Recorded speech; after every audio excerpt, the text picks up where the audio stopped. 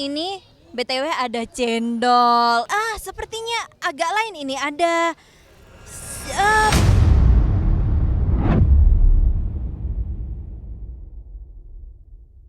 Syuting Uang Kaget Bedah Rumah Berbagi Rezeki memang selalu seru, meskipun menguras fisik dan mental. Bahkan tak jarang cuaca yang gak menentu membuat mudah capek. Tapi nih, dua host UKBR Berbagi Rezeki membuat suasana syuting tetap ceria. Salah satunya dengan bermain challenge. Abang, ikut Neng Dangdutan yuk bang.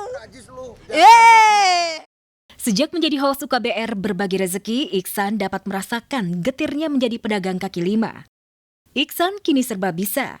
Buktinya es cendol buatan Iksan jadi rebutan para kru dan juga Kiki. Ini kayaknya kakak besok harus jualan cendol juga deh di lokasi. Boleh ya? Berarti aku nyambi ya. Selain jadi host Uang Kaget Bedah Rumah, kita juga jadi penjual cendol di lokasi syuting. Kebetulan memang saya suka jualan ya. Jadi begitu ngeliat orang-orang jualan dan kebetulan nih teman-teman pada minta dibikinin cendol, ya udah kita bikin aja. Di lain sisi, menjadi co-host Kiki Primadona mengaku langsung klik saat dipasangkan dengan seorang Iksan Tarore. Apalagi Kiki dan Iksan sama-sama penyanyi. Hingga bukan hal yang sulit membangun chemistry dengan Iksan.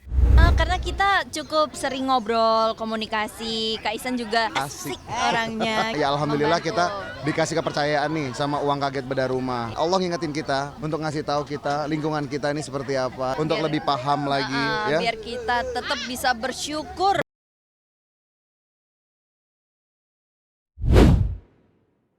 Ya seperti yang udah dilihat juga dari postingannya Cika melakukan operasi.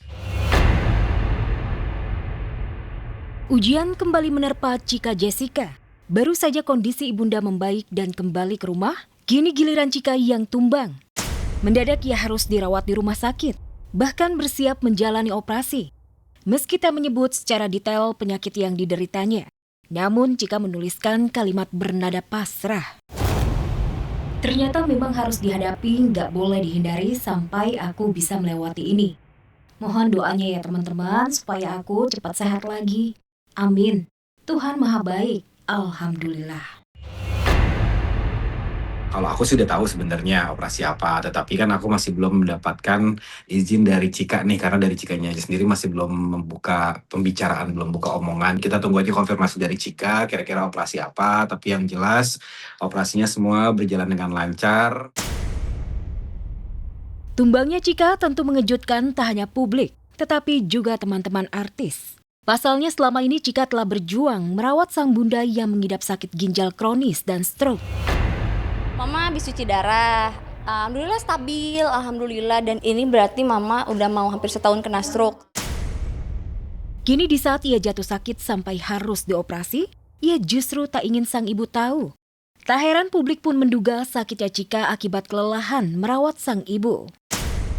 Aku yakin nih pasti dia banyak pikiran juga, karena belum lagi dia juga harus ngurus mamahnya, kecapean juga, karena kan dia juga domisili masih di Bandung, terus juga masih bolak-balik Jakarta-Bandung, fokus sama pekerjaannya juga gitu ya. Jadi ya aku pikir sakitnya karena emang badannya ngedrop aja gitu. Unggahan Cika tersebut memicu simpati banyak teman artis. Mereka pun memberikan dukungan moral dan doa buat kesembuhan Cika. Di antaranya Anwar Sanjaya, Dewi Persik, dan Wika Salim.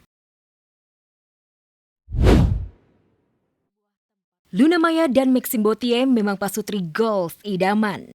Gimana enggak coba? 7 Mei 2026, Luna Maxim merayakan wedding anniversary pertama dengan makan malam romantis di sebuah tempat romantis yang sudah didekor seromantis mungkin.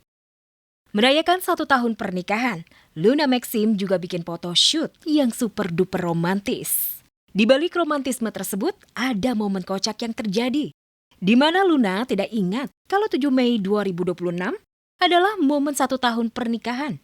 Yang Luna ingat 7 Mei adalah waktunya bayar arisan dan perawatan. Bebe, kamu ingat nggak lusa tuh hari apa? Pasti ada maksud lainnya. Lusa itu kan tanggal 7 bulan Mei. Berarti anniversary. Ya, dia pasti cuma mau ngetes nih. Kamis. Lusa itu Kamis, kelamaan jawabnya. Kemis. Yang artinya? Ya, aku harus bayar arisan. Maxim benar-benar sangat meratukan Luna. Buktinya saat Luna terjebak macet di mobil selama 2 jam, Maxim rela menjemput istrinya naik motor.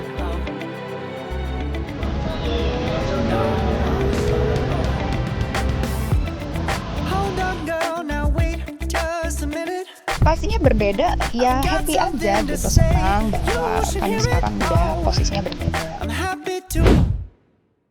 Pasutri Happy Asmara dan Gilga Sahir akhirnya bisa mewujudkan impiannya menjadi pragawan dan pragawati. Biasanya nyanyi duet di atas panggung, Gilga Happy berlenggak-lenggok di atas catwalk.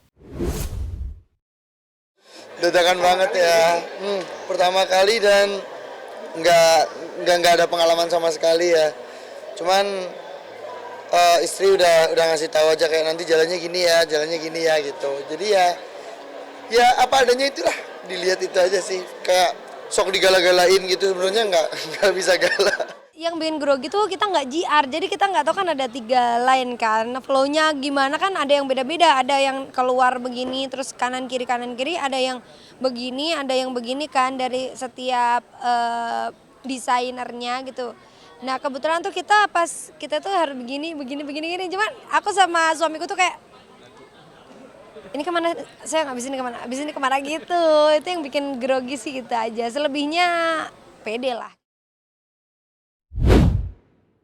Buat saya yang semua orang kadang-kadang juga bilang kita eksploitasi apa, enggak sih.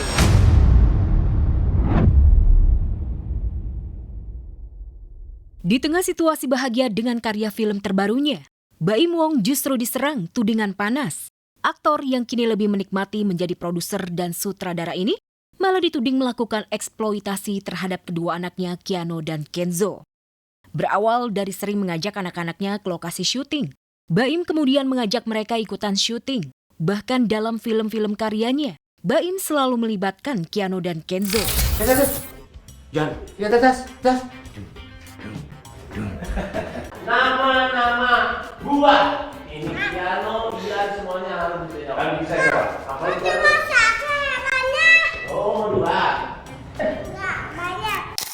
Tudingan tak sedap ini diduga dari pihak Paula Verhoeven. Mengingat mantan istri Baim ini berulang kali mengeluh karena merasa dipersulit untuk ketemu, apalagi berkumpul dengan Keanu dan Kenzo. Padahal awalnya Paula mengaku senang dan mendukung bakat anak-anaknya dalam bermain film. Kalau aku sih sebenarnya terserah anaknya aja sih, ngajarin mereka juga untuk berani berkreasi juga gitu. Karena kan juga masih kecil juga ya, jadi ya ikutin dulu lah. Tapi sejak menjelang Ramadan, hubungan Baim dan Paula meruncing lagi. Hal ini dipicu lantaran kabarnya Baim hanya mengizinkan Paula bertemu dengan Keanu dan Kenzo sebulan sekali. Hal itu jelas membuat Paula kecewa. Apalagi ya sampai memohon untuk diizinkan menikmati Ramadan dengan anak-anak. Tapi Baim baru mengizinkan Paula bertemu dengan anak-anak saat Lebaran, usai anak-anaknya syuting film. Pokoknya apapun yang anak-anak sedang sama aku, alhamdulillah kita menikmati berapapun waktunya, berapa lama waktunya, kita nggak penting berapa banyaknya sih sebenarnya, tapi kualitas saat ketemu sama anak-anak, bisa nganterin sekolah ya, kayak zaman dulu aja nganterin sekolah, terus nganterin les, terjemput ya semaksimal mungkin. Biasanya kalau ada anak-anak aku mengusahakan nggak kerja sih, lebih fokus ke mereka. Sebagai ibu jelas Paula sangat teraniaya. Tak bisa memeluk anak-anak seperti ibu-ibu pada umumnya. Sementara Baim yang sibuk dengan profesi barunya sebagai sutradara film, malah mengajak anak-anaknya yang masih kecil ikutan main film, daripada menitipkan mereka kepada Paula yang notabene ibu dari anak-anaknya. Benarkah Baim setega itu dengan Paula? Bagaimana reaksi Baim atas tudingan mengeksploitasi anak-anaknya sendiri? Syuting seneng nggak, Dek? Mau syuting lagi atau enggak? Namanya siapa karakter dari film ketiga maunya? Gulung. Itu mau terserah dia aja. Iya, saya nggak pernah maksa. Buat saya yang semua orang kadang-kadang juga bilang ya kita eksploitasi apa, enggak sih. Mereka yang mau dan emang suka depan kamera ya begitu aja. Merekanya mau dibeliin mainan doang.